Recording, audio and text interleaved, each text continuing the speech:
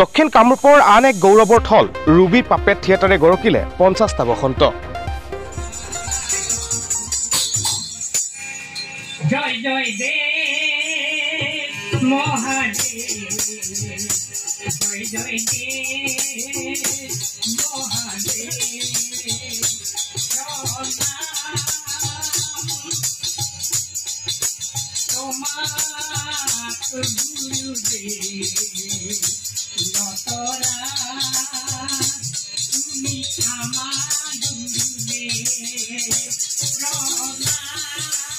দক্ষিণ কামৰূপৰ পলাশবাৰী সমষ্টিৰ অন্তৰ্গত ঐতিহ্যমণ্ডিত গাঁও দখলাত 1976 চনতে গঢ়ি উঠা ৰুবি পাপেট পুতলা থিয়েটাৰে এইবেলি খোজ দিলে সোণালী জয়ন্তী বৰ্ষত।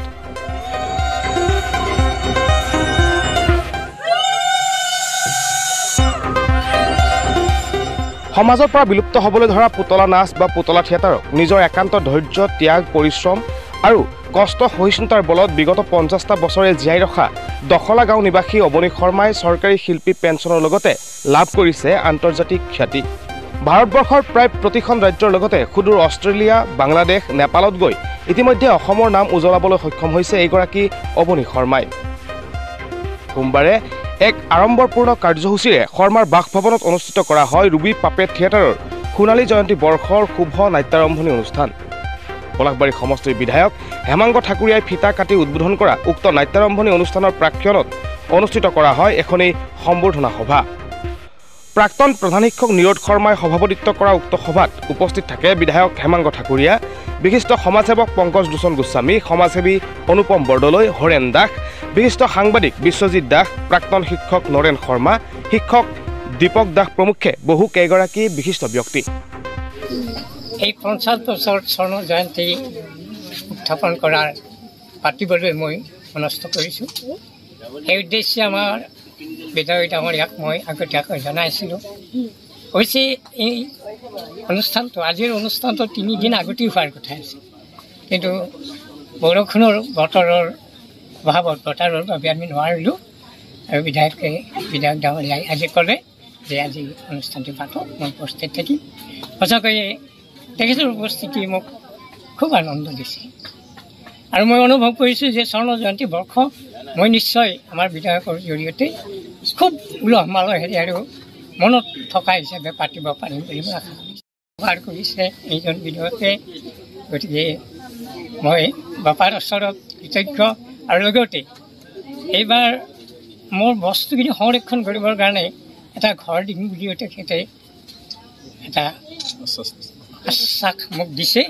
গতিকে নিশ্চয় এইটো মই বিধায়ক বাপাৰ পৰা পাম বুলি ভাবিছোঁ। গতিকে সঁচাকৈ আজি গৌৰৱ অনুভৱ কৰিছোঁ। আৰু লগতে আমাৰ সাংবাদিক বন্ধুসকল, মোৰ বিশিষ্ট বন্ধু বান্ধৱ আহি, সমাজৰ বিভিন্ন সামাজিক ব্যক্তি আহি মোক যি উৎসাহ উদ্দীপনা আগবঢ়াইছে, তাৰ বাবে মই সঁচাকৈ গৌৰৱ অনুভৱ কৰিছোঁ। আৰু কৈছোঁ, মই ভাবিছোঁ যে নিশ্চয় স্বৰ্ণ জয়ন্তী উলহ মালহেৰে পাতিব পাৰিম আৰু নিশ্চয় মই ফলৱতী হ'ব পাৰিম। সংস্কৃতি অসমৰ বিভিন্ন কোণত বিভিন্নজন ব্যক্তিয়ে একক প্ৰচেষ্টাৰে আজিৰ তাৰিখতো জীয়াই ৰাখিছে।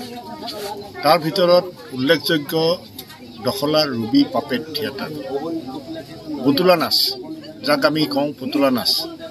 এই পুতলা নাচ আজি সময়ৰ গতিত লাহে লাহে লোপ পাই আহিছে যদিও দখলাৰ অৱনী শৰ্মা ডাঙৰীয়াই নিজৰ একক প্ৰচেষ্টাৰে অসমীয়া কৃষ্টিৰ এই হেৰাই যাব খোজা দৃশ্যশ্ৰব্য যিটো কৃষ্টি, ইয়াক তেখেতে জীয়াই ৰাখিছে। আৰু আজি তেখেতৰ এই অনুষ্ঠানৰ 50 বছৰত ভৰি দিলে এই সোণালী জয়ন্তী বৰ্ষৰ নাট্যাৰম্ভ কৰিলে। ইয়াত আমি আটাই সমষ্টিৰ মাননীয় বিধায়কগৰাকীয়ে আজি তেখেতৰ এই নাট্যাৰম্ভৰ শিবিৰ মুকলি কৰিলে।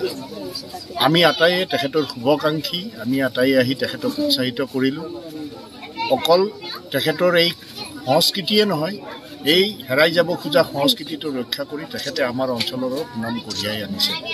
গতিকে আজি তেখেতক সোণালী জয়ন্তীৰ শুভেচ্ছা জ্ঞাপন কৰাৰ লগতে তেখেতৰ এই ৰুবি পাপেট থিয়েটাৰৰ দীৰ্ঘায়ু কামনা কৰিলোঁ। জনসাধাৰণক অনুৰোধ কৰিলোঁ, এইটো আমাৰ হেৰাই যাব খোজা সংস্কৃতি, ইয়াক জীয়াই ৰাখিবৰ কাৰণে সমূহ ৰাইজে তেখেতৰ সৈতে সহযোগিতা কৰক।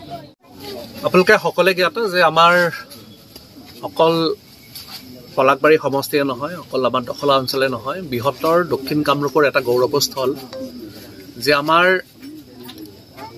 পাপেট থিয়েটাৰ, যি আমাৰ পাপেট থিয়েটাৰৰ আৱিৰ্ভাৱ কৰিছিলে ইয়াতে আমাৰ গাঁৱৰে আমাৰ সকলোৰে শ্ৰদ্ধাৰ অৱনী শৰ্মা ডাঙৰীয়াই। আৰু তেওঁ এই ৰুবি পাপেট থিয়েটাৰখন আৰম্ভ কৰিছিলে আজিৰ পৰা প্ৰায় 50 বছৰ আগতে। আৰু সেই সময়ত 1974 যি চনত নেকি মোৰ জন্মগ্ৰহণ কৰিছিলোঁ এইখন গাঁৱতে। তেওঁ নিজৰ একক প্ৰচেষ্টাত অতি কম সময়ৰ ভিতৰত তেওঁ অসমত জনপ্ৰিয়তা লাভ কৰিছিলে। আৰু যাৰ ফলত নেকি তেওঁ অকল অসমতে সীমাবদ্ধ নাথাকিলে, ভাৰতবৰ্ষৰ বিভিন্ন ৰাজ্যত তেওঁ এই ৰুবি পাপেট থিয়েটাৰ তেওঁ প্ৰদৰ্শন কৰিছিলে। তাৰ লগে লগে তেওঁ বাংলাদেশো গৈছিলে, তেওঁ নেপাল গৈছিলে, এবাৰ অষ্ট্ৰেলিয়াও তেওঁ গৈছিলে।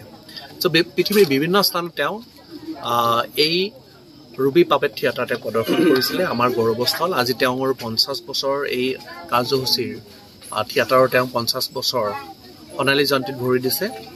আৰু সেইটো কাৰণে আমি আজি সকলো ইয়াতে সমবেত। আজি তেওঁৰ আৰম্ভণি অনুষ্ঠান আছিলে আৰু আমি আশা কৰিছোঁ, আমাৰ অসম চৰকাৰক ধন্যবাদ জ্ঞাপন কৰিছোঁ। অসম চৰকাৰে তেখেতক ৰিকগনাইজ কৰি পেলাই শিল্পী পেঞ্চন এটা দিছে, কিন্তু সেইখিনি যথেষ্ট নহয় আৰু কৰিবলগা যথেষ্টখিনি আছে। তেখেতৰ যি সংস্কৃতি সেইখিনি ৰক্ষণাবেক্ষণৰ ক্ষেত্ৰত যথেষ্টখিনি কাম কৰিব লগা আছে।